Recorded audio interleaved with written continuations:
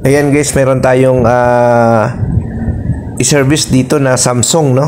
So ang problema nito guys, nagpo 4E error, no? So 4E naman yung lumalabas nito. No, so yan, testing natin sa spin, okay naman siya, no? Nag-spin naman. So ang gagawin natin, lagay naman natin siya sa wash, no? So tulad nito guys, ayan. Mag-start natin siya, no? Ulitin natin ulitin natin, no? Ayan. On. Start. Ayan.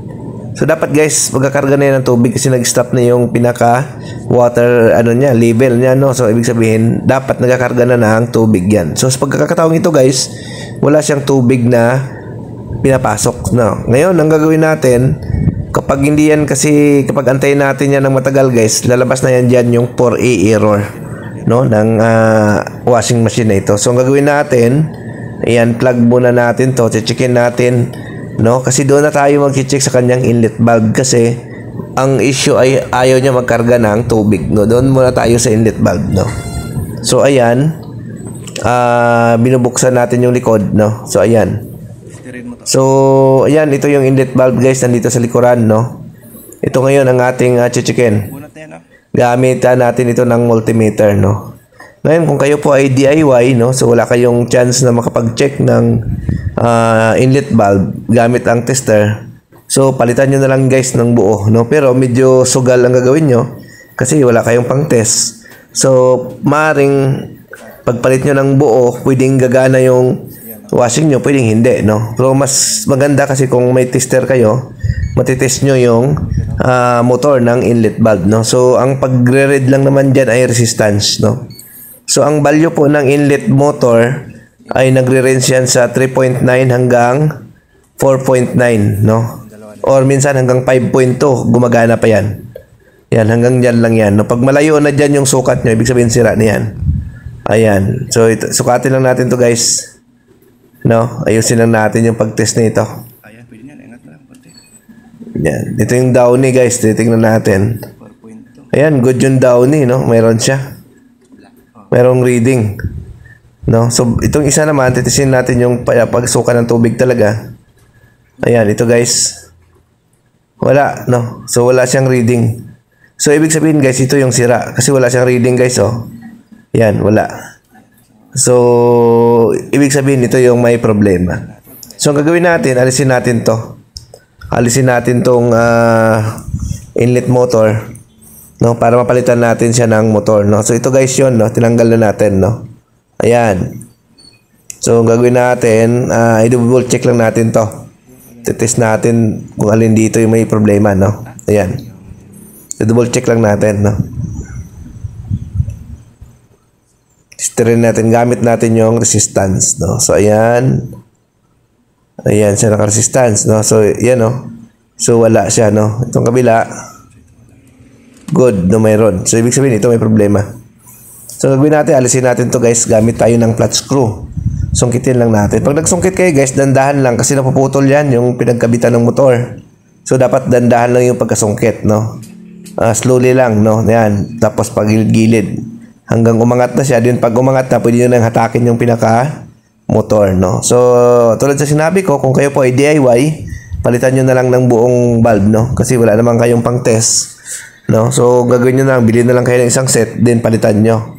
Pero, hindi ito guarantee na gagana kaagad, no? Kasi baka mamaya may iba pa siyang problema.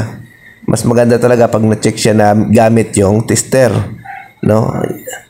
Ayan. So, ito guys, oh, yung motor niya. Pag naangat na natin, hatakin na lang natin yan. Ayan.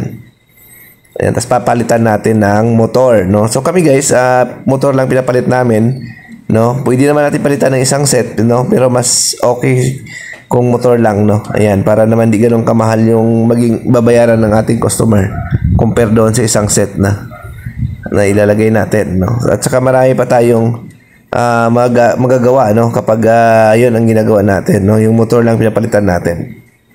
Yan, kasi sayang naman yung isang motor gumagana pa. So kung ano lang yung hindi gumagana, yun lang yung palitan natin, no. So itong dala namin isa sira din, no. So ito guys, so galing sa bago, no. Galing ito sa 3-way na valve, no.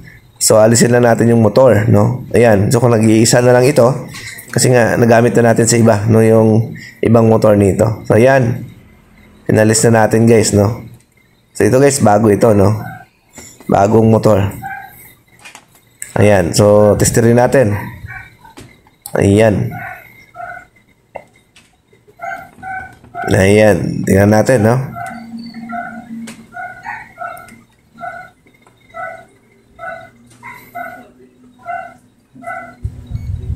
Ayan. Good. No, so, ibig sabihin, meron siyang reading. So, ibig sabihin, good dito.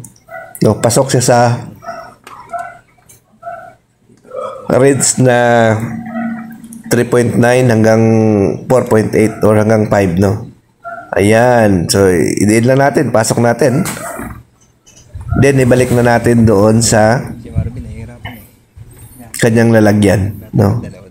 So, tayo po ngayon ang nag-repair, guys, no? Wala yung mga kasama natin. Nasa ibang lugar sila, no? So, si Mark lang yung kasama natin ngayon. Yung ibang team, no? Nasa Dasma at saka Tagaytay, no?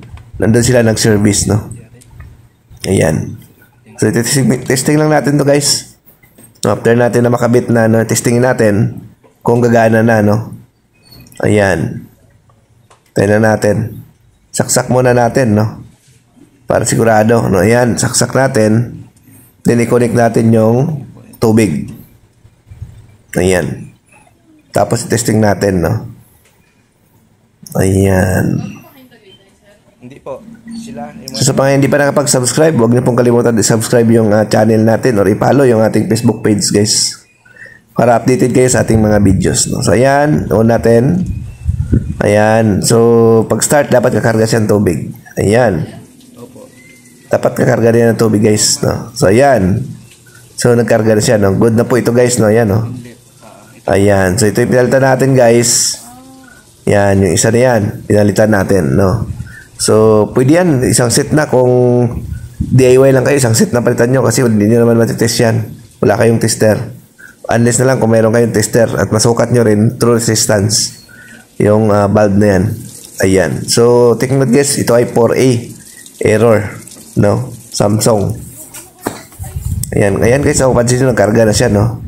So, good na po ito, guys, no? Ayos na po ito. So, kung gusto magpa-service sa amin, no? Message na lang kayo sa aming Facebook page, no? At sa ating Facebook, no? Okay, guys, thank you.